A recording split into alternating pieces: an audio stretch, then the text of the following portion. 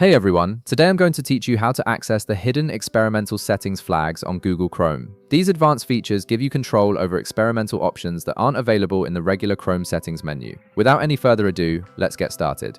First, open your Google Chrome browser on your computer. Once Chrome is fully loaded and you can see your homepage or new tab screen, direct your attention to the address bar at the top of the window. This is the same bar where you typically type website URLs or search queries.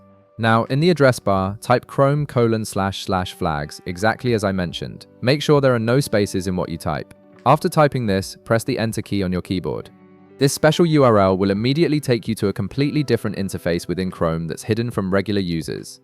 Once you press Enter, you'll be redirected to Chrome's Experimental Flags page. This is where you've successfully accessed the hidden experimental settings that Chrome developers use to test new features before they're officially released. You'll notice the page has a yellow warning banner at the top, reminding you that these features are experimental and may cause browser instability if used incorrectly. On this flags page, you'll see a long list of experimental features and settings that you can modify. Each flag represents a different experimental feature that you can control. To modify any flag, simply locate the one you're interested in and click on the drop-down menu located right beside it. From this drop-down, you can choose to enable or disable the specific flag depending on what you want to achieve. Enabling a flag activates the experimental feature, while disabling it keeps it turned off.